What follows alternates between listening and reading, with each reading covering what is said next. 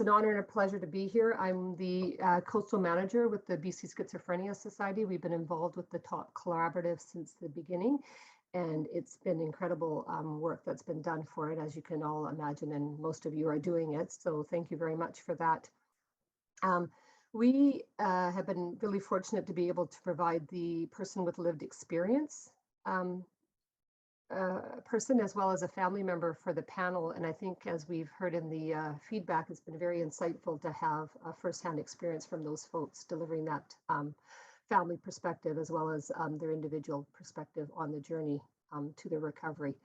So what we do at BCSS is that we do all the family support along with the Family Support and Inclusion Committee out in the Vancouver Coastal region, but we also work in the Fraser Health region as well. So we're across the province, but I manage the two, Vancouver Coastal and Fraser Health region, which is from Vancouver all the way out to Hope, and all the communities and inpatient units and the community mental health centers in between. And we do that by one-on-one support through support groups. We do up to 2 to 3 support groups a month right now via Zoom. They're really well attended for family members and caregivers of someone who has a persistent and serious mental illness. We're really fortunate that we do these partnership presentations similar to what you've been observing, where we do a panel with a person with lived experience and a family member share their personal experience along with an educator sharing the appropriate education depending on the environment that we're presenting in. So I'm really honored to have Stella as another family member join us today. Stella Raquel is a third-year student at UBC. She's majoring in gender, race, sexuality, and social justice. She's a support worker for people with disabilities, and she has been instrumental in helping to support her brother. So we're hearing from a sibling's perspective as a family member today in his journey with his of schizophrenia. So I'll hand it over to Stella. Hi, everyone. Thank you for having me today.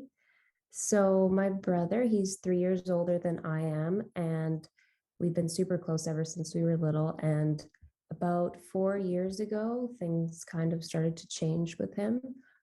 When I was in the 11th grade, he dropped out of university, and at the time, I didn't think too much of it. He was in a super hard program in Waterloo, so it made sense. He moved home and he got a job in construction, which he worked for about 8 months. And right before I was going into grade 12, he came home one day, just quit his job. He's like, I'm moving to Thailand. I'm done with all this. And which was very like strange behavior for him. But again, just thought maybe he was stressed out. And when I was going into grade 12, he started taking a series of drugs. I remember one day he showed me he bought about 90 tabs of acid. He was doing pot, cocaine, alcohol, basically anything that he could get his hands on. And all through grade 12, that's kind of how it was going for me watching him. He was up all hours of the night, painting in the backyard, never sleeping. And we thought maybe it was a type of drug-induced psychosis. No one really knew what was going on because it was so out of the ordinary.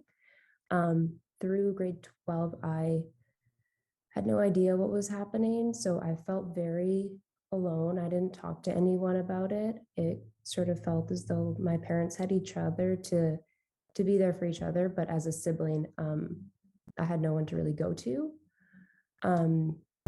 So I was kind of avoiding home a lot after school, just doing anything to get out of the house because there was a lot of fighting, yelling. My brother would take off in the middle of the night. I'd go to school in the morning and just think maybe that's the last time I will ever see him. So it was scary. And I think the biggest part that was difficult was watching this person who I grew up with, who was my older brother. I always looked up to him. I always went for him to advice. And he was just changing so quickly. And although he looked the same and was in the same body, he was just turning into someone that I didn't know. So it was a feeling of like loss and grief, but kind of unexplainable to someone who didn't know what was going on because he was living and breathing and at home with me. Um, so that went on for about 10 months through my grade 12 year.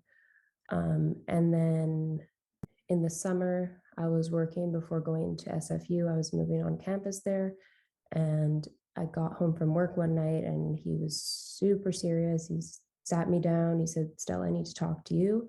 And my parents were there and they looked worried. Um, and that's when he told me, he said, I'm Jesus. The Bible's written backwards. And he was so convincing. I'd never seen him so serious. And I think that's when it really set in that um, he had he had really changed, and we didn't know what was going on. We didn't have any prior education about schizophrenia or not much about psychosis either.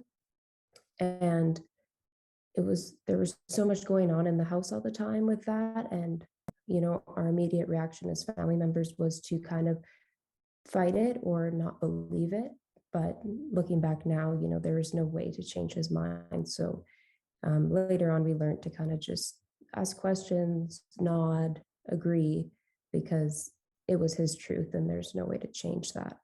Um, so then I moved onto campus and I felt bad about it, but I was excited to get away. I think I just needed some space and to take care of myself because it was a lot. And as much as I wanted to be there for him, it was difficult to find a way to do that. Um, Before I moved there, I talked to one of his support workers at EPI, the early psychosis intervention.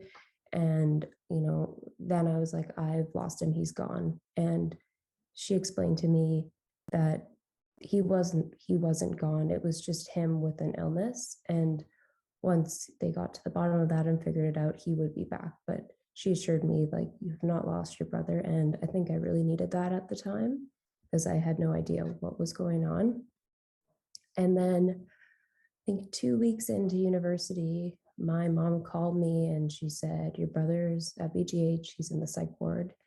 Um, my mom was home alone with him at the time, and he had kind of a break, and he was smashing phones, smashing computers. He bought this 9 million volt taser. He was convinced the FBI, the CIA, the aliens, they were all coming for him or for us, our family. So my mom called 911 because she didn't know what to do.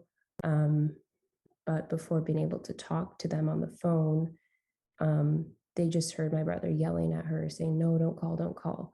So they showed up to the house, and my mom told me, like, the police were so aggressive. They wouldn't listen to her, they wouldn't listen to him. They were restraining him, treating him like inhumane. And that was super upsetting. And to know that my brother went through that and my mom had to witness that alone, I felt terrible. So he was then in the hospital, and they medicated him against his will. And he was there for 45 days, and he refused to talk to me over the phone. He refused to see me, let me visit anything. And that was super tough because, like, I see him at least 2 or 3 times a week and we talk on the phone every day. We're super close, but he just wanted nothing to do with me. But I did understand that I think as an older sibling, he didn't want me to see him that way. Um, and my parents were going to see him, but they were also kind of letting me focus on school. And I did a presentation in one of my classes about it and mental health. And I mentioned my brother. And afterwards, my TA, she pulled me aside and she said, I was in your position like 7 years ago. My sister had the same thing happen. And she's like, I can't promise you there won't be ups and downs, but I'm here if you want to talk. And my sister's doing great now. She's married, she has a job, she's healthy, she's safe, she's happy. And that's kind of when it changed for me, realizing that this is something that can be talked about, and way more people are going through similar situations than I might think. So after that, he was discharged out of the hospital, but he had really no mood. I know that I spoke to him a lot, and the hospital for him was terrifying. He was in there alone. He didn't know why he was there. And he was there for a month and a half. So I think it was quite traumatic for him, and I have talked to him a bit about it, but even if we go for walks around our neighborhood, you can see VGH and you can see the psych ward, and he's just like, I never want to go back there. So knowing that he had such a tough time there, it made sense why afterwards he was fighting treatment, he was fighting medication, any antipsychotics, he didn't want them. And at the time, we thought like he needed them, but I understand now that I would be the same. He still had these delusions that were present. He didn't think anything was wrong with him. And all he was getting was the negative side effects of like weight gain and dizziness and nausea and all that. So for him, it definitely felt terrible. He was home for about a year or so, and it was up and down.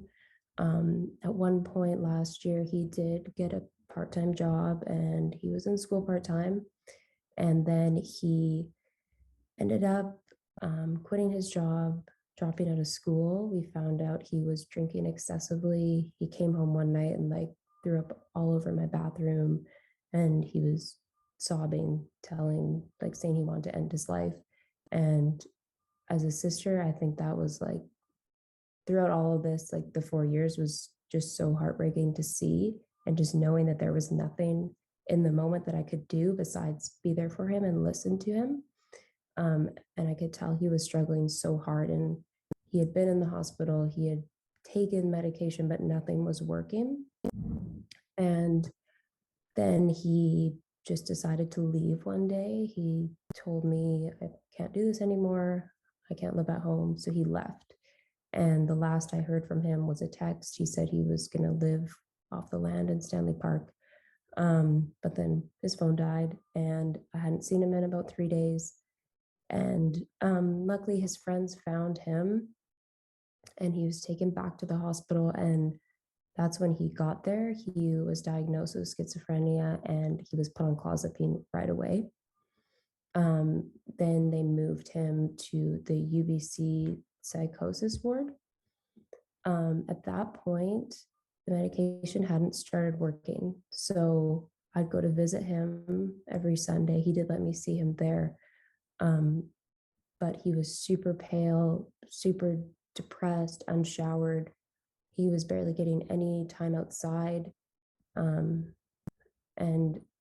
with my brother, I always find a way to make him laugh or make him smile or say something that gets his attention. But like week after week, there was nothing I could say, nothing I could do that would bring any sort of expression to his face. So he stayed there for a while, as they were looking for housing for him, because we realized as a family it wasn't healthy for us or him to be living at home. It was like destroying the relationship between him and my parents, and there had to be kind of a better option. So he moved into a group home, and after that, he was getting better so quickly, like we had never seen before.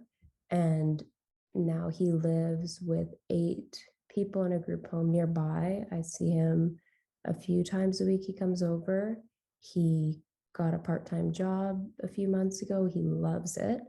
He even says to me, he's probably said it about 3 or 4 times. He's like, I love clozapine, it helps me sleep at night. I feel so much better. And he can clearly see, like, looking back now, what he went through. And he says, I never want to be in that place again. And he's grateful to be where he is right now. And I mean, that's not without its challenges. He does have to take those weekly blood tests. I mean, fortunately, our family has been very supportive, and my parents are able to take him every week. He's gone a few times by himself, which he's been okay with, no problems yet. And even some nights I've been with him and he's excessively throwing up in the middle of the night because of his medication. But that has not changed the way he feels about it. He still wants to be on it. He knows it's helping. And it's just one of the most amazing things to see after took about 3.5 years since all of this started for him to get to a place where he does seem genuinely happy and he feels safe, and he's made so many new friends. He loves his job. He can show emotion. I remember a few months ago, or maybe 6 months ago, he was like, oh my goodness, I can raise my eyebrows again. He wasn't able to do all that before, but now he has the ability to do that, and he's so grateful for it, and we are too. Um, but through all of this, there was definitely times I lost hope. I think I also didn't know much about clozapine. I think from what I had heard, it was super dangerous. So um, we thought maybe it was untreatable what he had. Um, but it did get to the point where he took that medication and it is working well for him. And I think the biggest part is not only that I can look at my brother and be happy that he is in the place that he is, but more that he is happy with it. Um, and yeah, he knows it makes a world of difference. And I know that there will still probably be ups and downs, but I know that myself and I know the kind of people my parents are that will be here through all of it. Um, but right now, I just have learned to appreciate the moments that I get with him, where he is in a good place. He's having peace of mind. He is safe. He is happy. And yeah, I'm so grateful for that. So, ups and downs, all of it, I'm here for it all. And yeah, that's my story. Thank you for listening. Thank you so much, Stella, for that heartwarming story. It's, this is what's so important by hearing from these panel members of just, as we know, mental illness doesn't just affect the person that you may be treating at your center, right? They've got a whole panel of people behind them. And I was very fortunate to have Stella's mom reach out to our organization about 1.5 years ago, and she came to our support group, and she comes back now still. But when she came, she cried through the entire support group, and we she couldn't get a word out. She tried to say something, and then she would just, be in tears, and she kind of went away for a bit, and we hadn't heard from her in a while. And then she reached out again, and she was, after your brother had been doing so well, she was so incredibly thankful that she comes back to our support groups now just to share with people the message of hope and not giving up, and that her family, they did what they could. They had little information. They went seeking. She joined our I mentioned that we run education groups. It's called Strengthening Families Together. And she reached out to that. She got a lot of information. So it was, yeah. And then Stella said, hey, I think I really want to do more work around this. And she came to us and volunteered. And since she's been happily presenting on our panels and sharing such an amazing positive, but also sharing the good and the bad, right? It's devastating when you think you've lost your brother or your parent or whoever to mental illness and things are not looking very good. So it's nice to be able to report a positive story as well. Does anybody have any questions around that for Stella, probably? I can't see the chat, so Philip, if there's anything in the chat, feel free to go ahead. Comment there.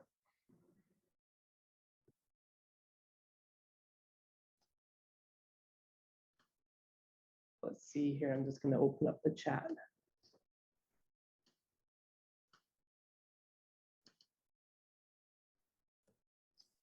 Any questions yet? This is Clemens. That's not necessarily a comment, but Stella, if you have a moment just to read the appreciation and the love for your story, and if you can print it out, we can send it to you, but also if you can share it with your family, I think Yeah, the thank you so battle much. worth sharing, and so appreciate, really appreciate it, what you have done for us today. Thank you. Yeah. Just reviewing the chat, I don't see any specific questions other than just an outpouring of really support for you and your family and your brother, Stella. So thank you so much for sharing your story and your family's story. And as